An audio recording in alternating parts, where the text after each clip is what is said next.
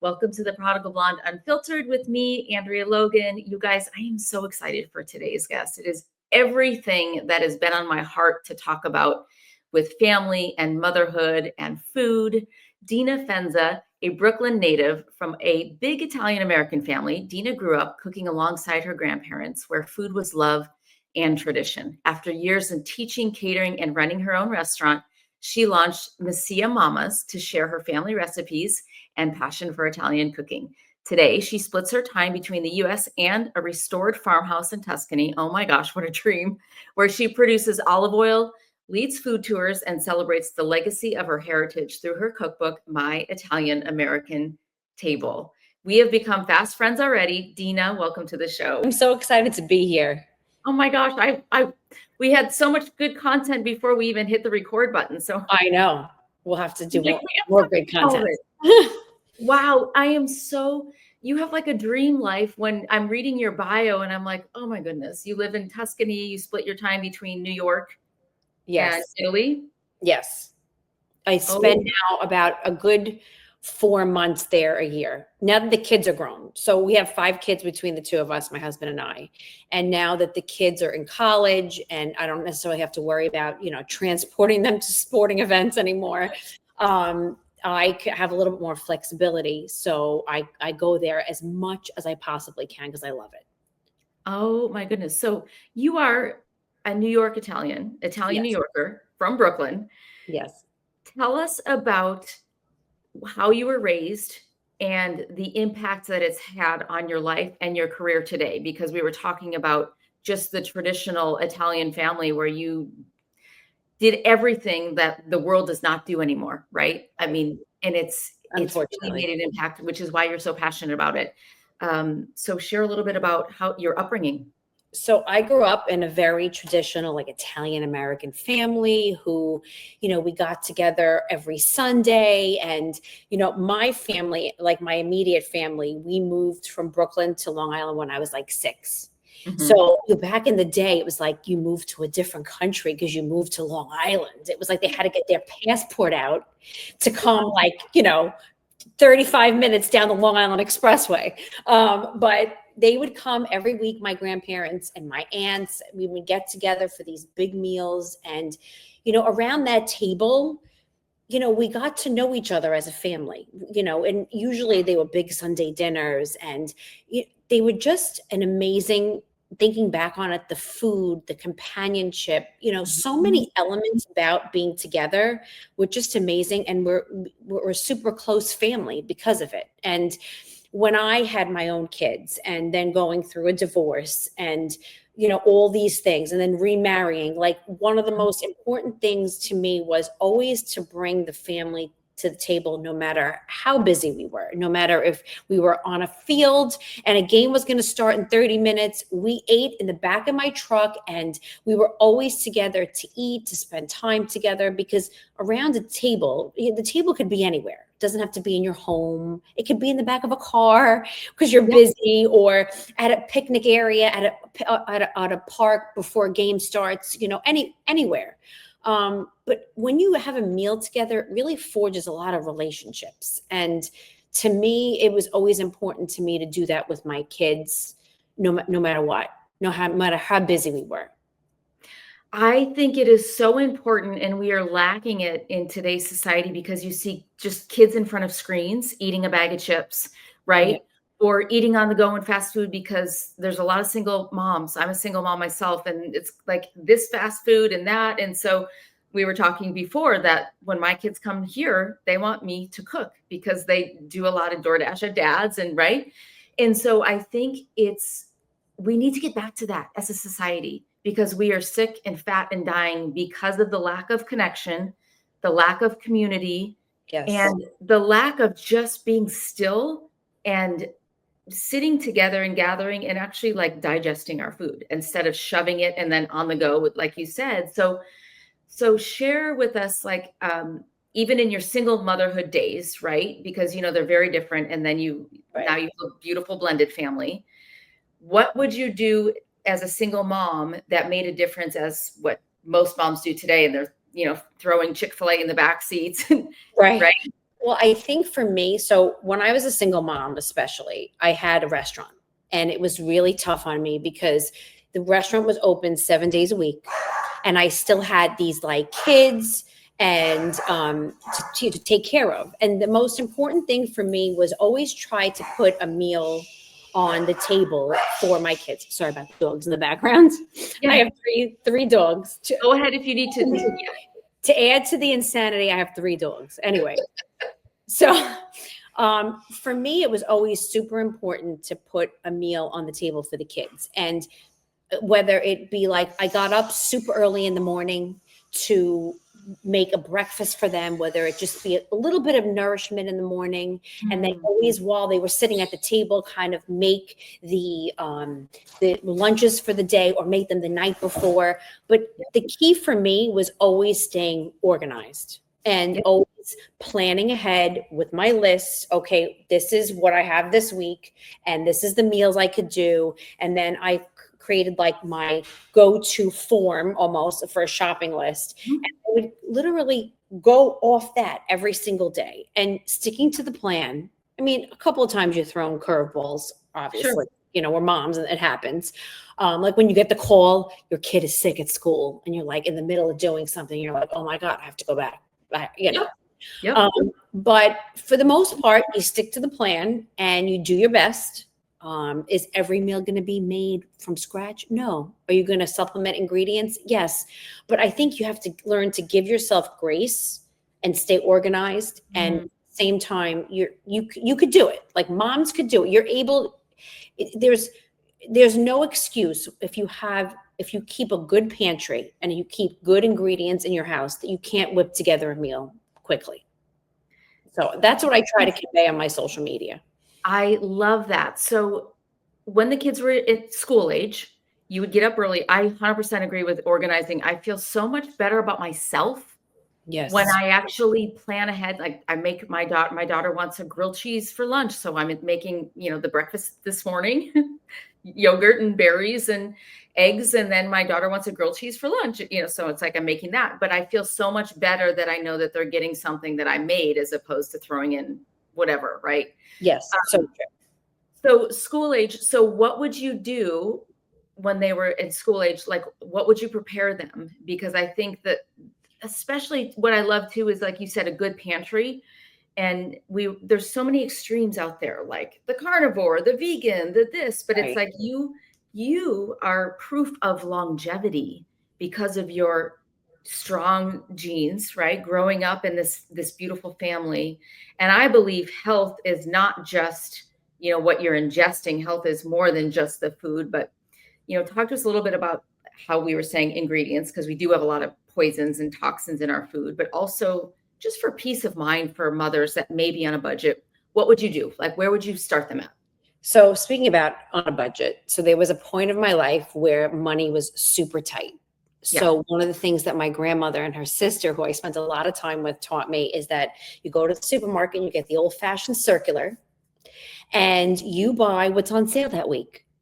And I would sometimes, back in the day when money was really tight, I would go through it was back in the day, and I'm kind of dating myself here. Waldbaum's was like my go-to supermarket. And that's like an old school New York supermarket. So I'd be at Waldbaum's, I'd go get the circular, I would see what's on sale. And then let's say like tomato cans were on sale that week. Well, I would write my little notes. Okay, the tomato cans are on sale. And I would go and I would buy a lot to put in my pantry, or the a particular vegetable was on sale that week. I would always make sure that I shopped the circular. So it was a situation where I was getting what was on sale, but I was also putting good ingredients into my kids and making a good meal out of it.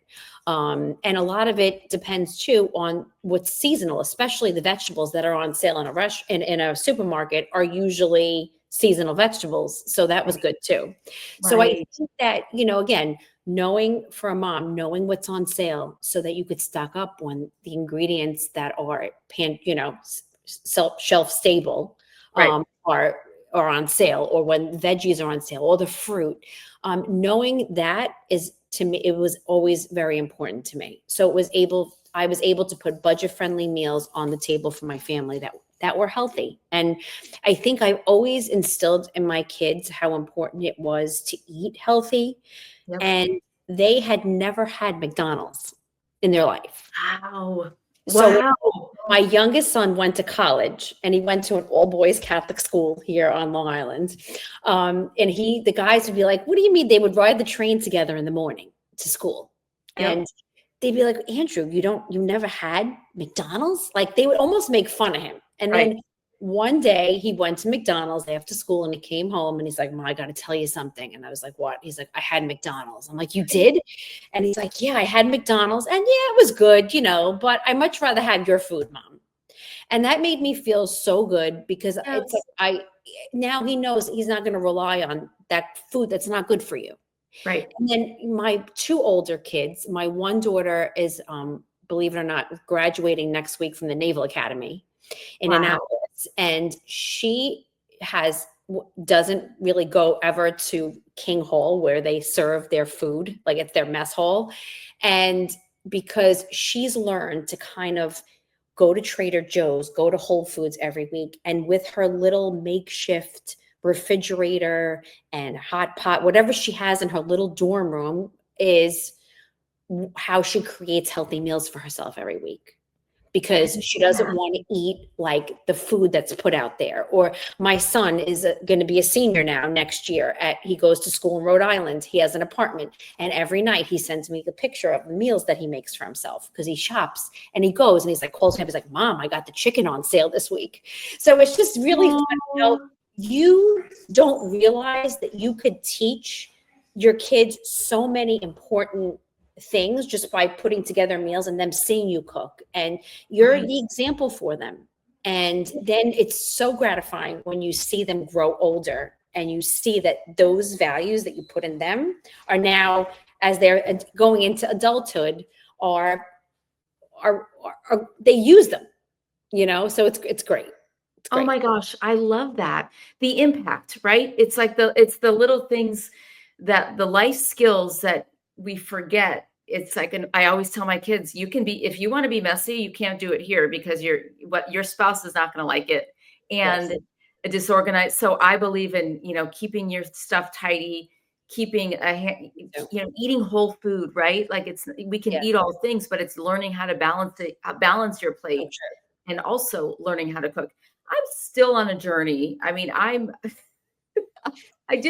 still learning how to cook, and I'm almost a half a century old, right? But what would you throw together? What? You look great, by the way. For almost a half a century old. I've hit that century mark for almost a year now. It's a little crazy. That's a whole subject. Right? It goes by really fast. Yeah, I'm going to be, let's see, I'm going to be 47 in July. So, it goes by fast, but I feel good, and that's what matters.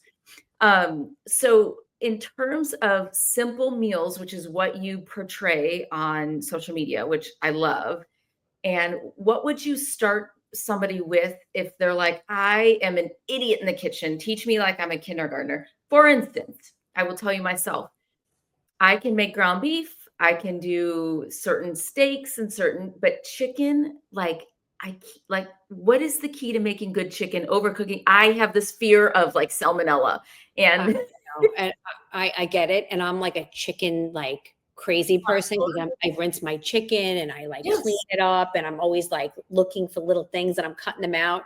I think the key for a really good chicken is ingredients that are going to help you marinate them. So for example, I am making a chicken dish tonight, and all I'm seasoning my chicken with is olive oil.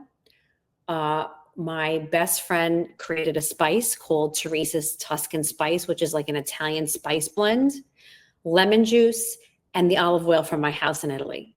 And that's it. So I'm going to make this little quick marinade for the chicken.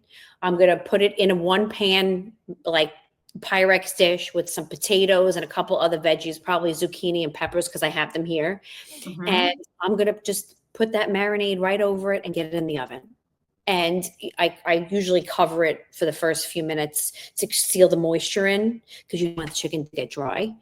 And Right. I think, just having a good go-to marinade for a chicken is just really important. I mean, what I've used to do, and my boys and my daughter for that matter, I mean, she's going to be a Marine. Um, they always are big workout kids. My sons were football players, baseball players. So it was mom, protein, protein, protein. So I would always make a big batch of chicken and keep it for them, even my husband as well, During the week. and just olive oil, lemon juice, Teresa's Italian spice, and a little bit of salt and pepper, and that was it. And those kind of basics, if you have a good quality olive oil, if you have good spices in your cupboard, and that specific spice has a lot of Italian spice in it, so you throw it on potatoes with olive oil, and that's all you need. Like, so having those good ingredients or just things that you could quickly throw together, I think are key. I love that. And is it true, because we hear so much about even if you buy organic pasta or, say, or get, like my kids love rigatoni, organic rigatoni. And is it true that you feel different and digest it different here than you do in Italy? Oh, 100%. Is it because of the glyphosate and the chemicals here? Okay, so I'm going to just tell you something. Going to Italy and spending all of this time there now, I can't eat food that I eat here. I can't eat food here that I eat there. So I can't have ice cream here. If I have too much pasta that's not from Italy, like, that I buy imported, I get bloated. I can't eat certain things that I could there. When I go to Italy, for example, the first thing I do in the summer, get a gelato, maybe 2 in a day, because I love it. And when I'm here, I could eat it, or even like ricotta or something like of that nature that's really like dairy, like a dairy thing, And like dairy, yeah. dairy. It bothers me, and immediately bothers me. But when I'm there, it doesn't. So it's the way my body feels, especially as you get older and you get into like the menopause phase of your life. And, every ingredient starts to bother you in ways that you've never been bothered before. Now, when I go there, it's I can't, my body craves it. Like, I haven't been there in a month, probably like 5 weeks now, and I don't go back for another 5 weeks or 4 weeks. And besides just loving being there and the way of life, my body craves it, because everything I eat here, even when I buy organic, like even 95% of what I buy is organic. I try to look at every ingredient. My body still feels different. And it's a shame. And in so many ways, that's another thing that I try to portray to my people, on my followers on Instagram, is just, you got to look at the labels. Like, just because it says it's organic doesn't, or GMO for, whatever, like, just, it doesn't mean that it's good for you. That's right. And, my dad has Parkinson's, and he loves cherry peppers, stuffed, these cherry hot peppers. I stuff with like breadcrumb and provolone cheese, garlic, and like parsley. And you put them with like an antipasto or charcuterie, whatever the word is, right? So last year I was going to make them for him. I went out and I bought pickled cherry peppers. And I thinking, okay, a pickled vegetable can't be that bad for you, right? I look on it and there's red dye in it. Yep. Why in a pickled vegetable is there red dye? So I was like, okay, well, I'm not getting these for him now. And I just so happened to find cherry peppers at the farmer's market that weekend that were organic. And I pickled them myself. Took me 5 minutes. Wow. So, you put them on the stove with a little bit of spices, bay leaf, garlic, peppercorns, and vinegar. And you boil them up in that and then put them in a jar. And they last. And I made my dad what he wanted, and I knew they were good, clean ingredients. But my point is, it's like, why does a pickled cherry pepper have red dye in it? Right. Why do I have to buy organic tomato ketchup for it to have no red dye? Because the ketchup that I buy, the brand, unless I buy organic, the regular one has red dye in it. Like, why? It's disgusting. And it's disgusting. It's disgusting. And now living in Europe, and seeing how differently and more regulations there are on food, I just hope it gets better here. I think finally our eyes are starting to get woken up a little bit. And I think Americans are starting to see it. It's being brought for the first time really into the limelight now. And I just hope that it continues because this country needs it. Amen. I 100% agree. And would you say I've never been I'm actually going to Italy this summer. I'm doing a Mediterranean cruise with my father who I can't wait. So we get to do Italy and all the different islands. But would you say too, do you find your inspiration like when you're in Italy, is it the energy's different? Like it's just a different pace of like it's a different kind of hustle. Yes, it's a different way of life. Like, they don't mind having the coffee break. There's no like, oh, let me take my coffee on the run. They stand at the bar And and have they their drink cappuccino. their espresso, and they'll have a glass of water to cleanse your palate first, and then they'll drink their espresso and they'll talk to each other. And it's just such a nice, it's a different way of life. There's still the old school butchers there, everything in Wow. town closes between 1 and 4 every single day. I mean, could you imagine if in America we decided, okay, yeah, well, the kids are going to go home for lunch from school and everyone's going to close and have lunches with their family? Like Americans would lose their minds, but they do it. And you know what? For the most part, all my friends there, they work really hard. They own shops, they own businesses, but they all sit down for lunch with their friends or their family and they relax and they sit for a meal. They don't eat it while they're doing work or, it's just a different way of life. It's a different way of life. And your body really starts to feel it when you're there. It's amazing. I can only imagine. I can't wait to visit. Now tell me, when you were running a restaurant, and that is, I have a friend that runs a restaurant, and that is, I believe, one of the hardest things to actually do is to run a restaurant. How in the world did you do that? And also, how do you stay as fit and small as you are if you're like in the kitchen like somebody that's what you do for a living is recipe testing and right? You're doing this and you're cooking and you're in the kitchen all day long. How do you have a routine? Are you a taster? Yes. Do you, like aside from sitting, like how do you do it? Like tell me how you stay little and you're in the kitchen all day running a restaurant or now recipe testing. So I believe ingredients are key. So I always believe food is medicine. So as I've gotten older, like a couple of years ago, you start going through the changes as a woman and you're like, what's going on? Like I used to be able to eat this, no problem. And now all of a sudden I can't eat it anymore.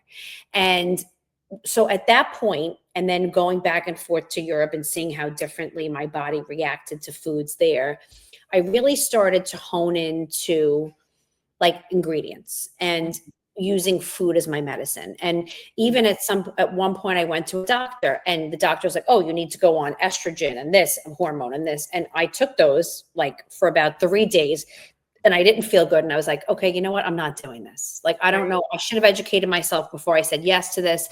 I'm going to use food as my medicine. So I started to research foods that are good for women in menopause, like greens or sweet potatoes or foods that would increase my progesterone or this.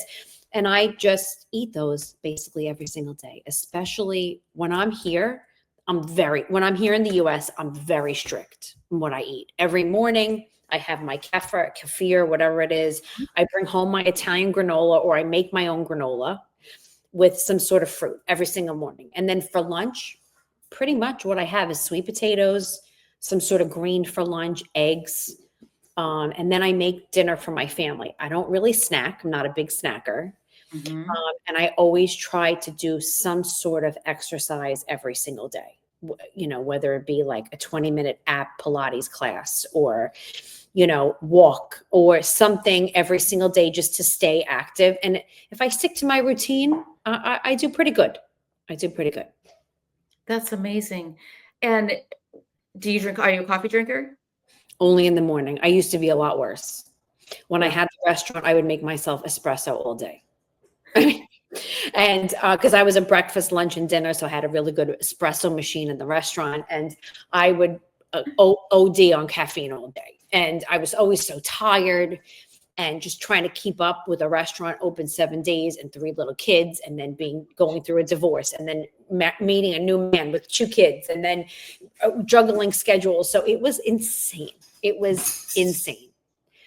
But now I regulated myself to the 1 cup of coffee a day. And in my 1 cup of coffee, when I'm home, I put a shot of espresso. When I'm in Italy, I'll do 2 shots of espresso in the morning. But I do eat it differently in Italy. I don't have to be as strict. Like I would never eat pizza for lunch here. But in Italy, why? Because of the ingredients, or because it would make you tired? Because the pizza would make me bloated here. Yep. The dough is different.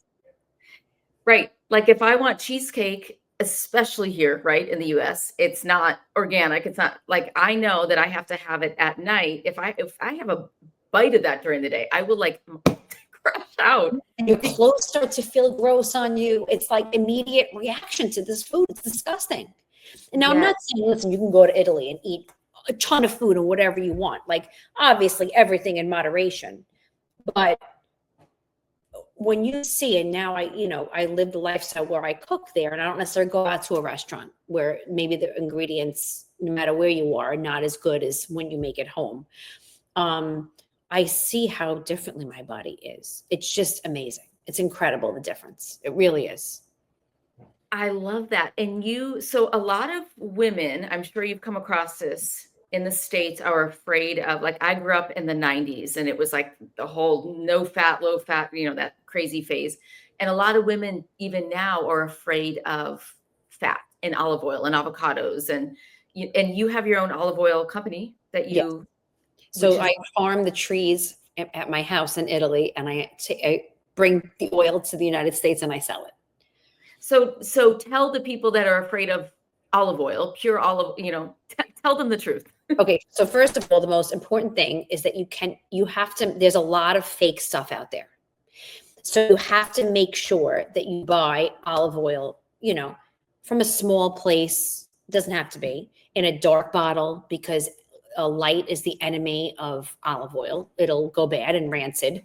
Right. Your olive oil should have on the back of it, it should have a harvest date or a use by. So it should be used within like 18 months from the harvest. It should have a single source. So it shouldn't be like, okay, Spain, Italy, and France, let's say, Tunisia. There's places that, Greece. It shouldn't be, because then that can't be controlled. So it should have a single source, be in a dark bottle. And preferably, I like to buy from small producers. Right. Even when I run out of my oil, because I do, I buy from small producers. And I, every day, start my day off with a tablespoon of olive oil. And the wonders that it has done for my digestion is incredible. I am not afraid of olive oil. If I could bathe in it, I would. Okay. I put it on everything. I just had a really good lunch of like some lettuce, some veggies. I put a little bit of olive oil, lemon juice, garbanzo beans on top. And olive oil. And I don't stop myself. Like I'll go a lot of olive oil.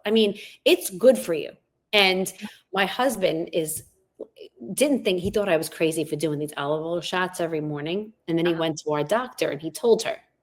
And she's like, no, that's really good. You should start doing this because your cholesterol is bad. Well, let me tell you, 3 months later, he goes back for another follow-up appointment, and his cholesterol completely turned around. And the only thing that he started doing differently was the olive oil shots in the morning.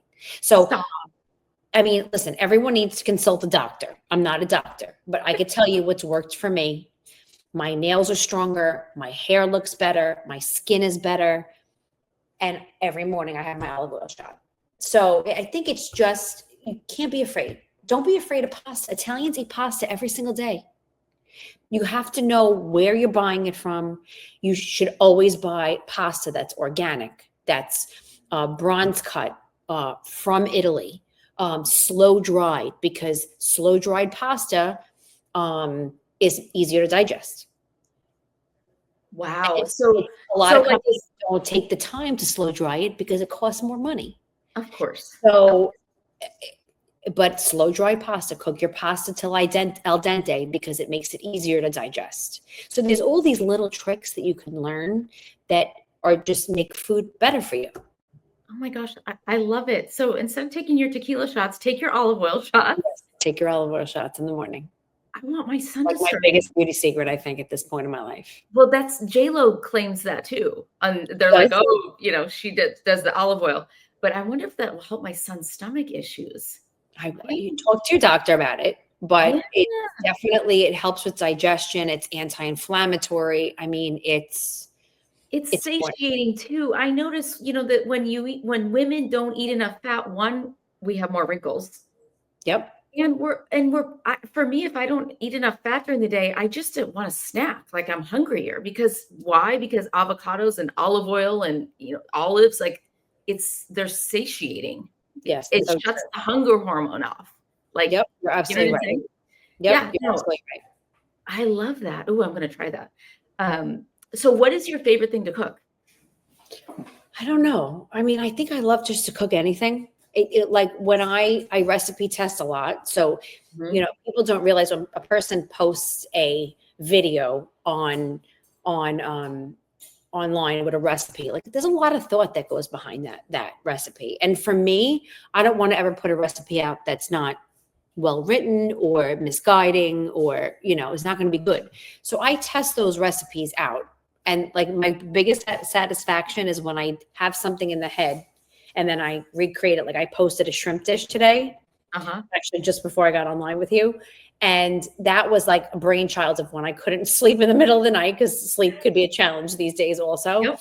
And I was like, oh, I could do shrimp, one pan and a thing with veggies and some artichokes. And I'll do the marinade with Teresa's spice and the olive oil and lemon juice. And the next day I was like, okay, I'm going to buy the shrimp. I got everything together. And first try, it was like, this is good. And then I made it another time just to double check my ingredients. And that was, a home run as far as I'm concerned. So tonight I'm recreating that, but with chicken, just to see the difference in like the different proteins, because my boys are home now, my daughter, and they want protein. So I am starving. all of our food talk. This is so helpful. And what would you, like you were saying, last thing is, what would you tell families the importance of sitting at a dinner table and how to make that ritual, right? Because we are who we are today because of our childhood and our upbringing. And how is, like you were saying, your kids, we are the example. we Um, really what would you tell the audience of how to start that ritual and just the importance of sitting down and letting food be the medicine are. and Yeah. letting that connection be the healer and the glue of the family? So It's so just true. expand on that. And I think that you have to start off with, as a mom, allow yourself some grace. No one's perfect. No one's going to get everything done. Everybody, is busy and has their own things to deal with. But I think that if you can be organized and start planning out your meals, like I Mhm. even do like a free download on my website where you Well, I can love download that. like a shopping list. Okay. Get a shopping list together. It doesn't have to be mine, but it just makes it easier because you can print it out and it's all in sections. And be organized, get your list together, and you could be able to put on the table. And as I said before, the table doesn't have to be the kitchen table that's back here or the dining room table set fancy. It could be the table that you have before a game Yep. or on the way to dance, Yep. before it, as long as you're eating together and you're sharing those. Like for me growing up, so many memories were shared around food, Mhm. and so many relationships were forged around food. And I think if you could just like get yourself to some sort of a table where you're all sitting, you're all having a meal, and you're all having a fresh meal that mom or dad cooked for them. I Mhm. think that that's so important. And the things that you could do for your family besides nourishing them with good food is that it just brings everyone together. and you talk about your day, even if it's for 10 minutes, and you get to know each other. And, you know, some of the greatest conversations that my kids and I ever had were at the table. That's right. So it's for me, it's super important. And I think that this country really needs to do more of this. And family is so important, and God is so important. I mean, I can go on and on, Yes. but, you know, so many things, you know, I mean, my kids and I, we've talked about controversial issues at the table. You know, we've talked about different things, and my kids have different belief systems. And, Yeah. you know, it's important. It's important to sit at your table with your family and eat a meal for a few minutes a day, whether it be breakfast, lunch, or dinner, something. Just put in your head, I have to do this with my kids. And it's just going to mean the world of good to them in so many ways, relationships, nourishment. So that's always my shtick. That's always my biggest thing. I love that. I love that you do that, because I struggled with eating disorders as a coping mechanism in my teenage years. So food was like punishment, and it was my enemy. And I love that you say that food is love, because it's not a false comforter, right? It doesn't replace God, but it's meant to nourish us, and and it's okay to enjoy good food, It right? is. It's Yep. okay. And that's what I love is food really is a form of love, and a form of the extension of the hands that prepared it, right? So The true. extension of the person. And so I believe, like, even my kids say, Mom, it's not really what you make, it's because that you made it. It's from you. And Right. So true. that's what our kids want. So how can our audience find you? How can we best support you? And what's up next for you? So I am on Instagram, TikTok, and Facebook. Mostly on Instagram, because that's like I don't know, that's always the first place I started, and I just like it's more like I love creating pretty videos too, and I feel like on there it's not just putting things up just for content. It's Yep. more of a Aesthetic. aesthetically pleasing social media. So you could find me my handle is Meet Your Mamas. And it was like actually an original page that I started with four of my friends. That now it was during COVID, and we just needed something to do, and then it ended up being just me at the end, because everyone either had to go back to work or just didn't want to do it anymore. It was too much work or whatever. But yeah, they could find me there, or even on my website, meetyourmamas.com. All my recipes are there. The olive oil is there. The story about Tuscany and how I found the house is all there. And Oh my gosh. so, Oh, I can't wait to order some olive oil. That's yes, exciting. definitely let me know. I'll send you some. Send me a message. And I have some candles to send you. Those shots in the morning. Yes. Dena, oh my gosh, what a joy. Thank you so much. And Thank you for having me. It was a pleasure speaking with you today. likewise. My goodness, I can't wait to get in the kitchen and pretend that I know what I'm doing. No, you do.